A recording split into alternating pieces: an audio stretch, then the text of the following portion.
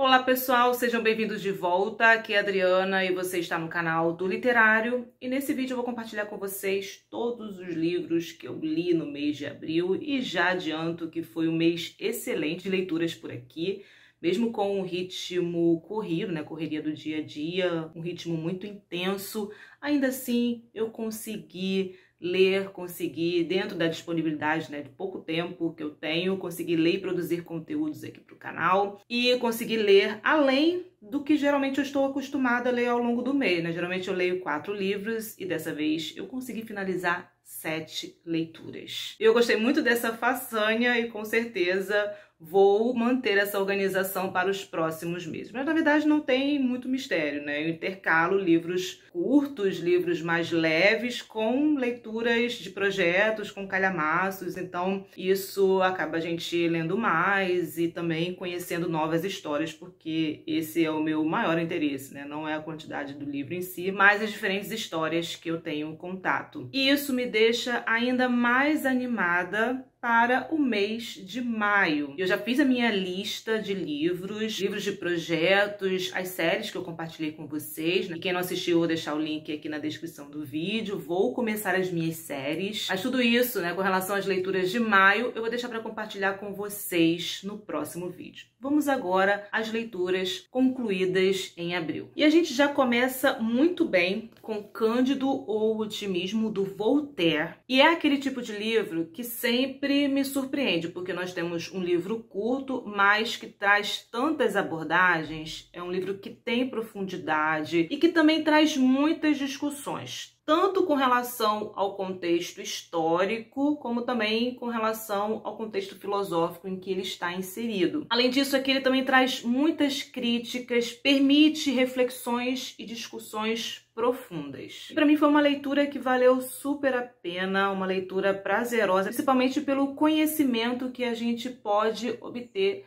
fazendo aqui essa leitura. Uma leitura triste e divertida ao mesmo tempo. Muito estranho falar dessa forma, mas é exatamente o que a gente encontra aqui, porque é triste pelas abordagens, pelos temas, pela quantidade de tragédias e situações desastrosas que nós encontramos aqui, mas o tom que ele utiliza é engraçado, que aqui a gente tem uma sátira, e aqui ele também traz um certo exagero nessas situações, o que deixa a narrativa também engraçada, por isso que eu falei que ela é triste por conta das situações desastrosas e engraçada por conta de todo esse exagero e esse tom satírico que ele utiliza aqui. Mas esse exagero ele não está aqui à toa, né? Na verdade, ele é para reforçar todo o absurdo da tese que ele traz aqui, né? Do melhor dos mundos possíveis, que vai ser desenrolado ao longo aqui da história. Bom, Cândido o Otimismo, ele é um clássico da literatura francesa. Ele foi publicado em 1759 por Voltaire. E a gente encontra aqui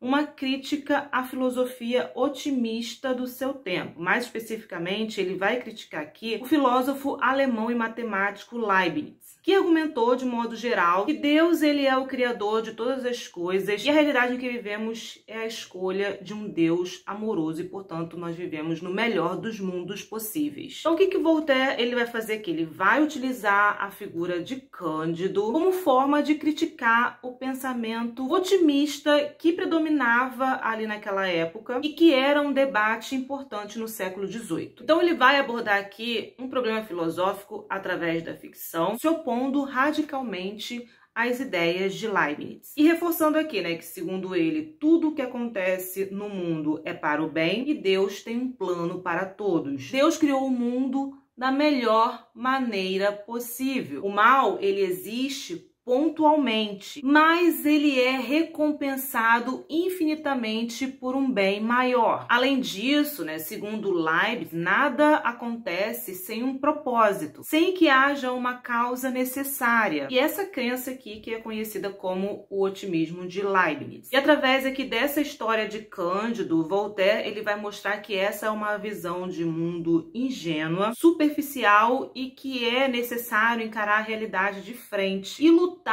verdadeiramente por mudanças concretas. Além disso, né, Voltaire ele vê aqui nessa filosofia de Leibniz como um encorajamento para o fatalismo, ou seja, que nós estamos aqui sujeitos a uma força superior que rege todo mundo e por conta disso é impossível mudar o destino. Então ele se contrapõe a esse otimismo e ele também tem uma forte confiança no homem, né, que ele sim é capaz de mudar, de transformar a sua vida, de mudar o seu destino. Ele sim é capaz de melhorar a sua condição. Cândido Otimismo, ele também é uma história de formação, porque nós vamos acompanhar a jornada de Cândido e as transformações que acontecem aqui ao longo da história, né, com o protagonista. Então o livro ele vai contar a história desse jovem Cândido, que é um homem ingênuo, um homem honrado, de boa criação, e ele se depara com todas as desgraças do mundo. Nada na vida dele dá certo. Ele vive aqui muitas desgraças e ele vai percebendo aqui,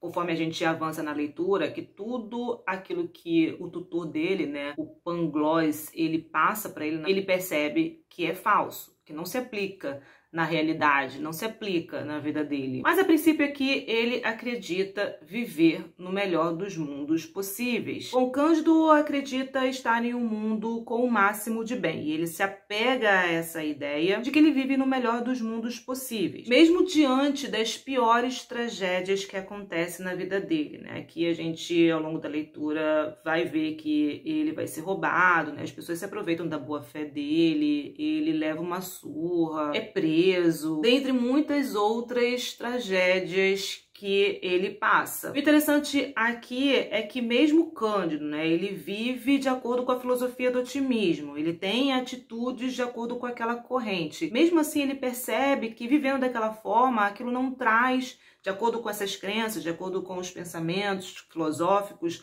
aquilo não traz nenhum benefício prático real para a sua vida. Aquelas tragédias, tudo que acontece de ruim na vida dele, não tem essa recompensa, não tem o outro lado que ele, na verdade, até aguarda, né? Que se tem algo de ruim acontecendo, é que algo muito melhor logo em seguida vai acontecer. Então ele tem essa expectativa, essa esperança, e na verdade nada acontece. E isso vai frustrando cada vez mais as expectativas dele com relação a essa filosofia. A história começa com Cândido, um jovem ingênuo que mora aqui na casa do tio dele, que é um barão, e ele vai se apaixonar pela prima, né, pela Cunegunda. E o tio, ele se depara com os dois se beijando, acaba expulsando Cândido e a partir daí começa a desgraça dele. Depois que ele é expulso, ele não sabe para onde ir e a gente acompanha a sua jornada. Uma jornada por muitos países, onde ele vai testemunhar e vivenciar diversas tragédias e desgraças, como por exemplo, guerras, terremotos, a escravidão. E realmente ele é repleto de aventuras, né? Porque nós vamos encontrar, além de uma história de amor entre Cândido e Cunegunda, a narrativa também envolve cenas de assassinato, de perseguição, viagens marítimas perigosas. Só que mesmo diante de todas essas adversidades, né, em que Cândido ele se depara aqui ao longo da narrativa, ao longo da história, ainda assim ele segue confiante na filosofia do otimismo, de que lá na frente alguma coisa boa vai acontecer. Ele precisa passar por toda aquela tragédia, por toda aquela desgraça, porque lá na frente ele será recompensado por algo bom. Ele acredita que tudo o que está passando faz parte de um plano divino e que eventualmente resultará em algo melhor lá na frente. Então nós temos aqui uma história ambientada num mundo completamente caótico, repleto de guerras civis, religiosas, escravidão, doenças, pestes. Então nós vamos encontrar aqui também, por exemplo, pena capital de pessoas inocentes. Aqui nós vamos acompanhar também a história de Cunegunda. Tem uns personagens que vão aparecer aqui, também passam por desgraças. A Cunegunda, que é o amor da vida de Cândido, ela também passa aqui por muitas desgraças, que tanto quando a gente se depara aqui com essas histórias, apesar deles trazer esse tom engraçado, realmente o que acontece é que na vida dela, ela é atacada pelos búlgaros, né, a princípio. Ele fica sabendo através de Pangloss, que é o tutor dele, dele, que ela faleceu, toda a família também sofreu uma grande tragédia, e ele vai contar aqui em detalhes como que ela foi atacada. Então, a princípio, ele acha que ela e toda a família estão mortos, mas o que a gente acompanha aqui é que todos esses personagens que passam por muitas tragédias, eles do nada reaparecem na história e contam também como que eles conseguiram sair daquelas situações ou como eles conseguiram sobreviver. E aí a gente conhece, por exemplo, a história tanto do Pangloss como também da Cunegunda. Ela foi escravizada, ela foi vendida, teve, né, esse ataque. E no início aqui ela era uma jovem muito bonita, no final das contas, por toda essa tragédia, a gente vai acompanhar o desfecho dessa personagem. Mesma coisa com o Pangloss, ele passa por situações aqui, ele, né, o grande filósofo aqui na história, que é o tutor e que ensinou Cândido essa filosofia do otimismo, tenta manter, sustentar ali a sua filosofia, ele também que passa por muitas tragédias. Então aqui, como ele era tutor de Cândido, assim que Cândido foi expulso, né, teve o ataque dos búlgaros na casa do tio de Cândido, né, o barão, e atacou toda essa família, e Pangloss ele conseguiu sair. E lá pelas tantas aqui na história, quando Cândido já estava na sua jornada, ele se depara com o seu grande tutor, com Pangloss. E quando ele encontra, ele era um morador de rua, repleto de doenças. E eles se reencontram, e nesse reencontro eles seguem juntos essa nova jornada por diversos países, né, por diversos lugares. Bom, mas conforme a gente acompanha essa jornada e a história de Cândido, por tudo que ele passa, por toda essa experiência trágica na vida dele, ele passa a questionar realmente essa filosofia do Pangloss e percebe que a realidade prova o contrário daquilo que foi passado para ele, daquilo que ele acreditava. Então o que ele vê ali, na verdade, é que as pessoas elas são cruéis, que a vida ela não é justa, e que o mundo real, na verdade, ele é muito cruel. E de acordo com o Martinho, que é um outro personagem que ele vai encontrar aqui, que é extremamente pessimista, totalmente o oposto aqui do Pangloss, que é extremamente otimista. Martinho não, ele é pessimista e para ele o mundo ele é cruel e abominável. Então aos poucos, conforme a leitura vai avançando, Cândido, ao passar por essas desventuras, Cândido ele começa a questionar essa visão otimista e ingênua que foi, né, ensinada para ele pelo Pangloss. Enfim, é uma obra grandiosa e traz muitas críticas à filosofia da época, a ciência, a religião, a nobreza. Toca também nessa questão que é principalmente sobre a filosofia otimista, acerca também da maldade humana, enfim. É um livro que tem muitas questões, né, como eu falei no início do vídeo, um livro curto, com muitas abordagens. Quem ainda não leu, deixo aqui minhas recomendações. Bom, o segundo livro que eu li foi uma coletânea de contos de Chekhov. Essa coletânea, ela é da editora Nova Fronteira e está disponível no Kindle Unlimited, então eu li na versão digital. E como livro de contos, eu gostei mais de alguns do que de outros, mas de modo geral eu me diverti bastante. O que eu fiquei mais impressionada é por ele retratar de forma bem simples a vida cotidiana. Além disso, né, os contos que eu li, as histórias, eles possuem finais abertos. No princípio, isso me deixava angustiada porque eu queria saber o que tinha acontecido com aquele personagem ou aquela situação. Eu queria o desenrolar daquela história. E ao mesmo tempo, quando a gente se questiona o que aconteceu, por outro lado, a gente acaba se perguntando, será que aconteceu isso com o personagem? Será que ele conseguiu resolver aquela determinada situação? E isso permite que a gente crie, que a gente imagine situações ou diferentes versões, né, de finais para essas histórias. A gente, como leitor, também acaba participando aqui da história. Eu achei isso genial da parte dele, porque ele estimula essa imaginação, essa criatividade do leitor. Bom, o que eu achei interessante é que ele retrata a vida cotidiana e de forma simples e envolvente, ele também acaba trazendo reflexões sobre a natureza humana e sobre as relações sociais, sobre as relações humanas. Eu também achei a maioria dos contos divertidos, outros contos eu achei emocionantes, eu fiquei aflita, eu consegui sim me envolver bastante com a história, me despertava curiosidade, então foi uma excelente experiência de leitura. Eu comentei mais sobre esse livro num vídeo em que eu indico livros que estão disponíveis no Kindle Unlimited. Eu vou deixar o link aqui na descrição do vídeo para que vocês saibam, e lá eu falei um pouco mais sobre essa edição. Mas foi uma leitura que eu gostei bastante, quero ler mais russos esse ano e com certeza vou trazer aqui para o canal. mas já deixo aqui minhas recomendações também.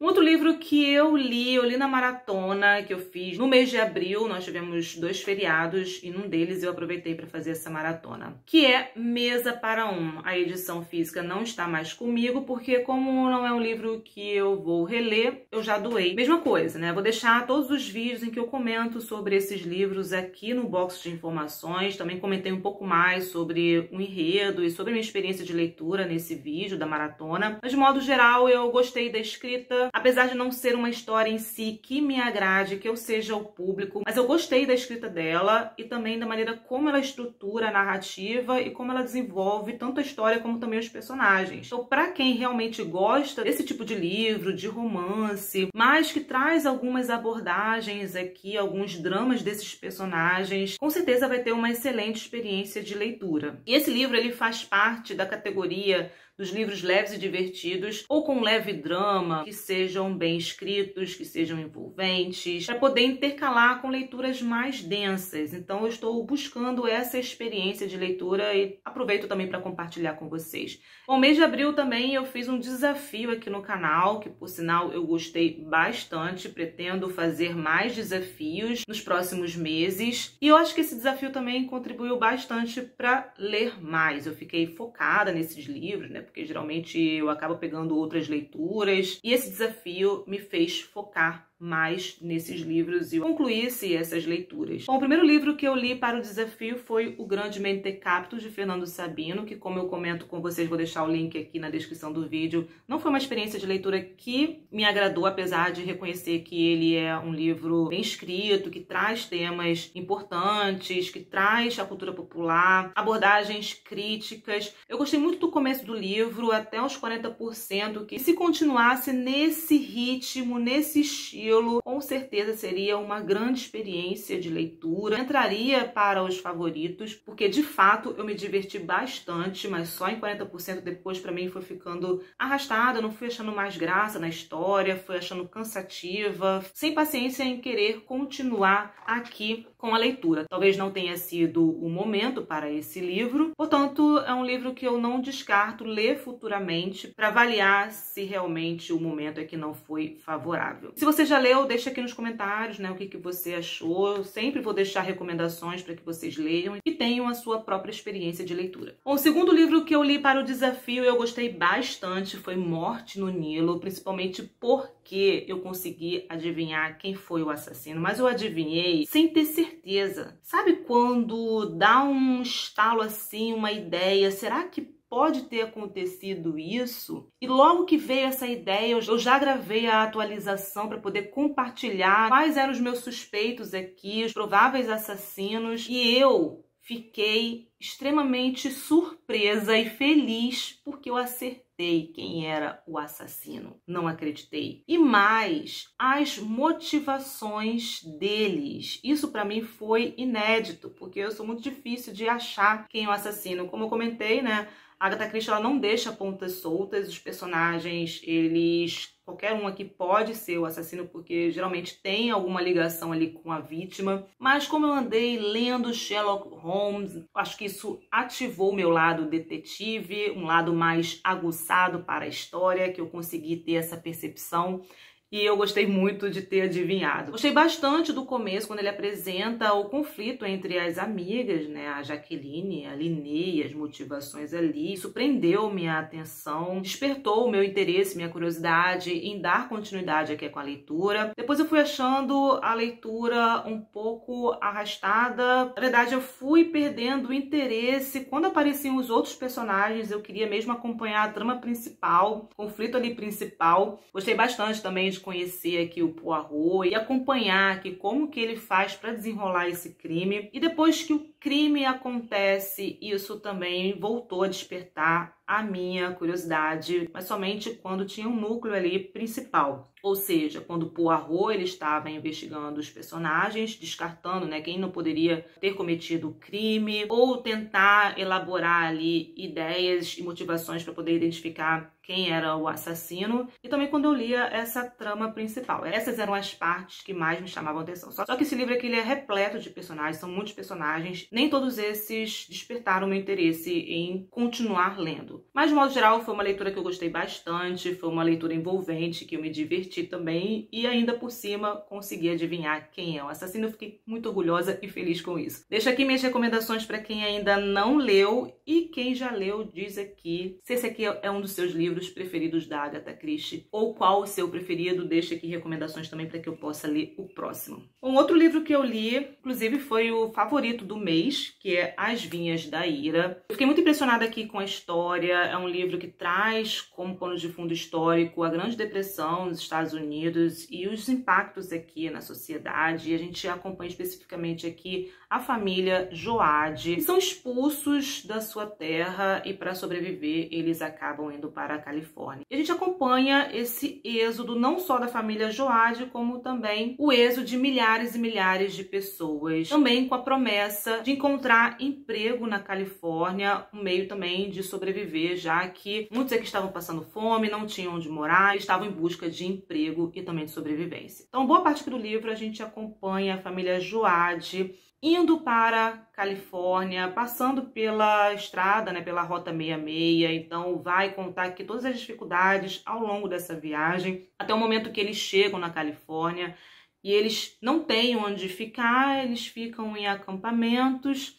e quando eles chegam, eles se deparam, né, com milhares de pessoas ali na mesma situação difícil, tentando achar um emprego e também sobreviver. Só que quando eles chegam, eles se deparam com uma grande decepção, porque aquilo que eles imaginavam, né, que iriam encontrar, não se concretiza, essa promessa de conseguir um trabalho. O trabalho, ele é precário. Eles foram, né, para trabalhar com colheitas, para trabalhar com a terra, mas a mão de obra aqui é praticamente escrava, porque como você tem uma grande quantidade de pessoas indo para aquela região com poucas vagas, essa mão de obra, ela cai drasticamente. A gente acompanha a vida desses trabalhadores, como que é essa realidade dura, o que eles sofrem. E foi uma história que me deixou muito triste, muito angustiada, cada vez mais angustiada. Eu fiquei realmente bem abalada aqui com essa leitura, mas valeu super a pena. Vou deixar todos os links aqui dos vídeos em que eu comento mais um pouco sobre o enredo e também a minha experiência de leitura. Eu ainda tenho outro livro do John Steinbeck para ler esse ano. Eu gosto muito da escrita dele, é muito envolvente. Esse livro aqui, ele tem partes mais densas, principalmente quando ele traz mais o contexto histórico e também ele descreve mais o ambiente, a paisagem também, que tem uma escrita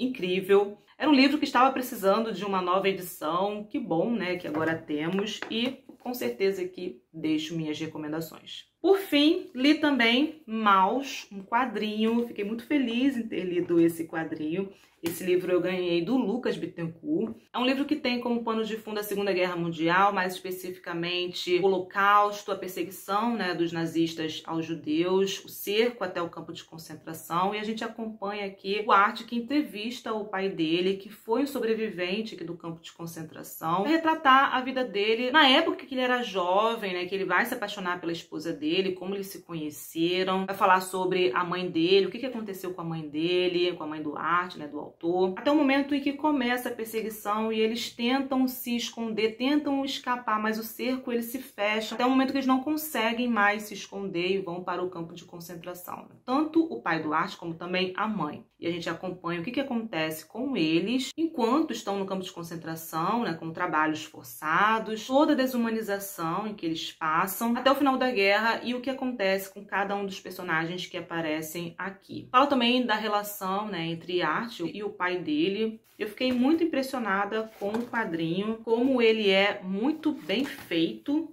Eu considero essa uma obra-prima, né, dos quadrinhos.